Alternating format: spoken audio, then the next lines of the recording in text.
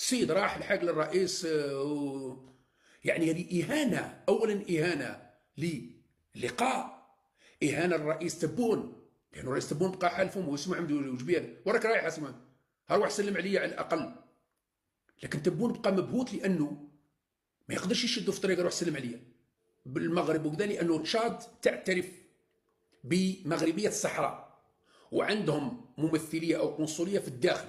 وبالفعل تشاد للأسف الشديد عندهم ممثلية في الداخلة الصحراوية ويعترفون بمغربية الصحراء، يعني هم ضد الصحراء الغربية. لكن حضروا كيفاه؟ يعني الجزائر راهي بدات لا ما عندهاش علاقة. إذا متابعينا الكرام في هذا الخبر العاجل والمهم، شاهد قبل الحذف. شاهد قبل الحذف.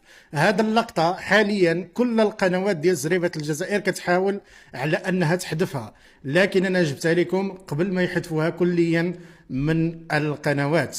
هذا مسؤول إفريقي، هذا اللي كتشوفوه الآن أمامكم على الشاشة، مسؤول في شي دوره افريقيه، مازال ما عرفتش المنصب ديالو بالضبط، مازال ما عرفتش شكون هو بالضبط، لكن غادي تشوفوا معايا سيقوم باهانه تبون وسيرفض السلام عليه.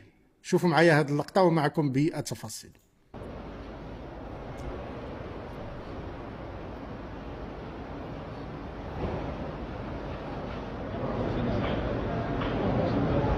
الله يعاود.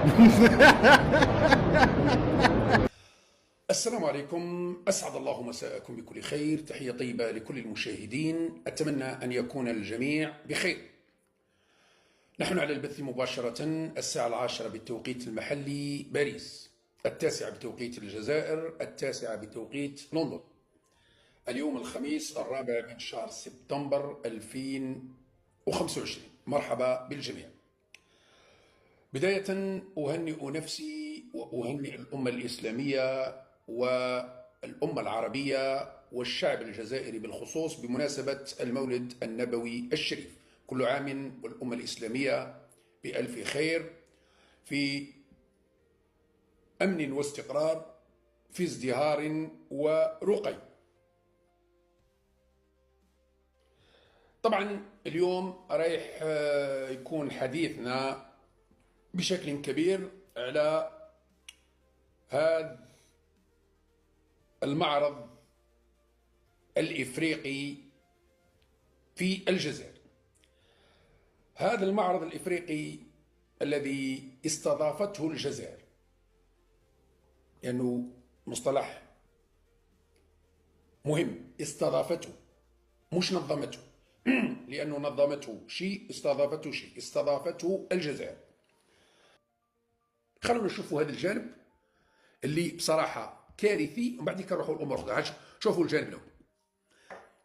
سي محمد هذا رايح تاع رواندا ولا مش عارف شكون، ما على بالوش راح تبون حبس اسمه محمد وراك رايح تبون داخ، تبون داخ قال وراك رايح يا سي محمد، خلاه واقف، خلى رئيس الجمهورية واقف.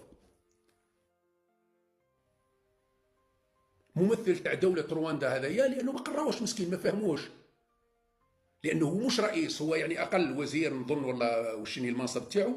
السيد رايح ما قراوش، شغل روح امشي وخلاص. السيد راح لحق للرئيس يعني هذه إهانة. أولا إهانة للقاء، إهانة للرئيس تبون، لأنه الرئيس تبون بقى حالفهم واسمه عمدو وجبيان وراك رايح اسمه هروح سلم عليا على الأقل. لكن تبون بقى مبهوت لأنه ما يقدرش يشدوا في طريق يروح سلم عليا.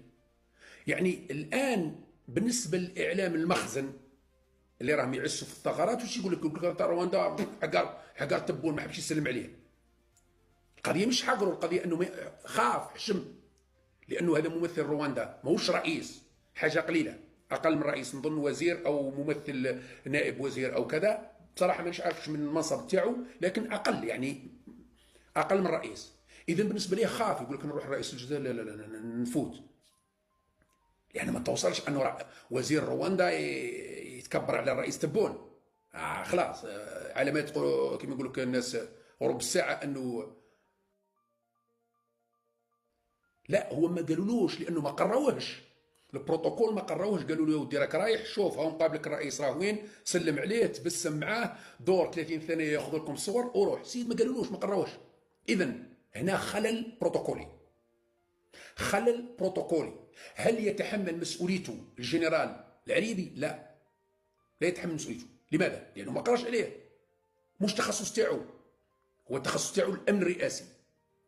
انا حصلتوني بالبروتوكول راني مبريكولي معاكم، راني شاد لكم كما يقول لك الناس البراكه حمدوا ربي. انا التخصص تاعي كجنرال العريبي هو الامن الرئاسي، اي خلل الامن الرئاسي نتحمل مسؤوليته. لكن البروتوكول خاطيني، حملتوني مسؤوليه ما نقدرش عليها، انا نشد الامن الرئاسي ونشد البروتوكول، خاطيني نجيب واحد البروتوكول الله يسر عليكم. اذا من المسؤول؟ المسؤول هو الرئيس شخصيا الذي لم يعين مدير البروتوكول. المسؤول هو الرئيس تبون ومدير ديوانه بوعلام اللي ما عينوش مدير البروتوكول. اذا نقول لهم ها هي من بين السلبيات اللي ننتقدوها ونقول لكم راكم غالطين وراكم داخلين في حيط وراكم مادين الرئاسه والبلاد الواد وتزعفوا. هاي التبهدله اللي درتوها انا، وماهيش وحده. شوفوا التبهديل الاخر ثاني، التبهديل الثاني، ها البروتوكول الثاني.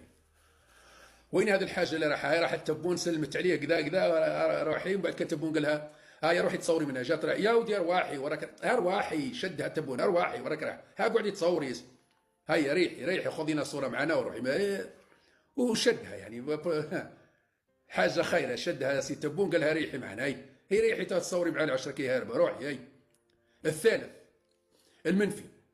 المنفي التعليم، يسلم عليه كذا كذا، من بعد ارواح روح نجي ولا فهمني وين نروح انا، روح من نجي منا ارواح منا، ها ارواح نصوروا وسدي ولا شيء، واش راك هيا صحيت لاباس خير الحمد لله، هاي روح هاي روح روح خلاص، هاي روح راك طولت خلاص، دوك ياخذ فيه تبون يقولوا روح، ها خلاص روح ها روح خلاص اختي قسم لي. هاي الرابع هذا اللي جاي ثاني، اهلا واش راك سي تبون لاباس؟ شراهم الدراري بخير لاباس الحمد لله، يزرع هيا انس تبون راه يقولوا خلاص راني لاباس، روح هيا روح خلاص روح سيد الصق، يا ودي روح منا، ها روح خلاص هيا صورونا، روح مازال تبون دوكا يقمز فيه يقولوا ها روح بعد قسامنا، ها روح طولت روح بعدنا روح ها روح زيد يرجع يا ودي روح اختي عزرينا، ها طولت ياسر روح بعدنا. هذو على الاقل ربع اخطاء بروتوكوليه فاضحه. لما تشوف النظره العامه تجد ان هذا المعرض او هذا الملتقى او هذا اللقاء لقاء شمال افريقي، حضرته ليبيا تونس موريتانيا والجزائر والصحراء الغربيه، هذا هو 5. زدها تشاد، الدولة الإفريقية الوحيدة التي حضرت هي تشاد. الدولة الإفريقية الوحيدة التي حضرت هي تشاد. والآن نعطيكم لماذا حضر رئيس تشاد، الباقي لم يحضر أي رؤساء. يعني بكل صراحة كل موضوعية، من الناحية السياسية، من الناحية التقييم الأولي، لقاء فاشل، لقاء فاشل بما للكلمة من معنى. لماذا؟ إعلاميا فاشل، بروتوكوليا فاشل، سياسيا فاشل. لم يحضر قادة الدول الإفريقية الكبرى، ما حضروش للأسف الشديد. الآن فيه واحد النقطة تكلم وجنيفيا وشني علاه صباح على خير، واش كان؟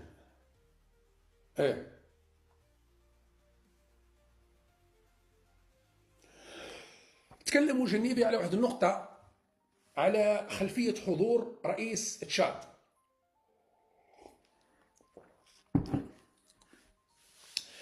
رئيس تشاد لماذا حضر؟ لأنه نفتح قوس الجزائر قدمت دعوات رسمية لكل رؤساء الدول الإفريقية بدون استثناء. يعني الرئيس عبد المجيد تبون أرسل دعوات لحضور هذا اللقاء لكل الرؤساء، يعني لم يستثني أحد. كل أعضاء الاتحاد الإفريقي أرسلهم رسائل يشرفون حضوركم يشرفون حضوركم يشرفون حضوركم. اللي حضرهم بينهم قلنا ليبيا تونس موريتانيا الصحراء الغربية وتشاد. يعني الرئيس الإفريقي الوحيد الذي حضر هو تشاد. أقول جيدا الرئيس الإفريقي الوحيد، لأنه باقي الدول دول شمال إفريقيا، الدول العربية شمال إفريقيا اللي هي موريتانيا، الصحراء الغربية، تونس وليبيا، هذه دول إفريقية حضرت. يعني كبروا بينا، لأنه قال واحد الكلام فيه مغالطة، قال أنه رئيس تشاد حضر إذا فيه تقارب جزائري بالمغرب وكذا، لأنه تشاد تعترف بمغربية الصحراء وعندهم ممثلية أو قنصلية في الداخل. وبالفعل تشاد للأسف الشديد عندهم ممثلية في الداخلة الصحراوية ويعترفون بمغربية الصحراء، يعني هم ضد الصحراء الغربية، لكن حضروا كفاية. يعني الجزائر راهي بدات لا، ما عندهاش علاقة. الجزائر قدمت دعوة لكل الدول الإفريقية، حضر رئيس تشاد. لماذا حضر رئيس تشاد؟ حضر لأن تشاد تعيش أزمة داخلية منذ 2021. كاين منظمة انقلابية، المنظمة مسلحة اسمها فاكت. هذه المنظمة اللي هي اسمها فاكت هي التي تقف وراء اغتيال والده بوي، هذا الرئيس اللي راهو الآن في عمره الآن تقريبا 40 سنة، 39 40 سنة، شاب، رئيس شاب، اللي هو هذا في الصورة وراني هذا الرئيس، هذا الرئيس تشاد حضر لأنه هذه منظمة فاكت اللي هي منظمة مسلحة هي التي تقف وراء اغتيال الوالد نتاعو أبوه في 2021. كانت تتخذ من جنوب ليبيا مقرا لها، ثم كانوا شمال تشاد جنوب ليبيا كانوا دايرين المعاقل تاعهم ثم ويحضروا للانقلاب على هذا الرئيس. هي حركة متمردة مسلحة كان نشاطها في التراب الليبي، وكانت تحضر في عمليات كذا، يحضروا في انقلاب باش يديروا انقلاب على هذا الرئيس التشادي. قبل أشهر صار فيه تحالف ما بين هذا الرئيس تشاد وقوات حفتر، صار بيناتهم اتفاق وتقارب أدى إلى طرد هذه المجموعات المسلحة، طردوهم من جهة ليبيا، والآن راهم هربوا إلى المنطقة الغربية، وهم الآن متواجدين على الحدود الجزائرية، على حدود الجزائر ليبيا النيجر، موزعين. لكن تشاد متخوفين من وصولهم إلى الجزائر، ويقول لك الجزائر تدعمهم كمجموعات مسلحة وتستعملهم يعني هما هذا التصور تاعهم. رئيس تشاد يتخوف من دعم الجزائر لهذه الحركة المتمردة المسلحة اللي هي فاكت. إذا هذا السبب اللي جاء يستغل الفرصة باش يقول تبون يا سي تبون، جماعة راهم حاوزوهم من ليبيا جماعة حفتر، إذا يعني حاول كيفاش أنت ما تعاونهمش وعاونني باش نقضيو عليهم. هذا هو السبب. يعني موش سبب أنه جاء باش يقضي صوالحه، هذه الحقيقة. وهذا هو التحليل السياسي والأمني والاستراتيجي اللي لازم يتقال. رئيس تشاد جانا لأول مرة، ما نعرفوه ما يعرفنا، وجا حضر باش يقضي صوالحه في قضية الجماعات المسلحة المتمردة فاكت التي اغتالت أو التي تقف وراء اغتيال والده في 2021. هذا هو السبب الذي جعل رئيس تشاد يحضر. أما باقي رؤساء إفريقيا واحد ما حضر. للأسف الشديد، أقول للأسف الشديد، أنا تمنيت من إعلام بلادي الرسمي وصناع القرار بعد ما شافوا الحضور الخافت ينقصوا، لأنه لو كان حضر رئيس السيسي ورئيس جنوب إفريقيا ورئيس نيجيريا ورئيس إثيوبيا ورئيس رواندا ورئيس كوديفوار، هذه الدول العظمى الإفريقية لو حضروا، نعم احنا في هذه الحالة نقولوا لقاء ناجح ولقاء في القمة وقوة اقتصادية وكذا وكذا. لكن يحضر لي أنا رئيس موريتانيا حاشا نعمة ربي، ورئيس تونس مع فائق الاحترام والتقدير بقولوا أشهر قليلة ويقربعوه، ورئيس ليبيا اللي ماناش عارفين وشني مستواه، رئيس بلدية ولا رئيس جمهورية ولا رئيس حكومة، مش عارفين خدمته أصلا لحد الآن. من في هذا مش فاهم وشني قصته وشني دوره، رئيس مجلس الرئاسي وش مجلس رئاسي دبيبه وحده حفتر وحده وانت في الوسط شاد العصا من الوسط ماناش فاهمين. ورئيس الصحراء الغربيه اللي حبيبنا في تندو. من هو الزعيم القوي الذي حضر الى هذا الملتقى؟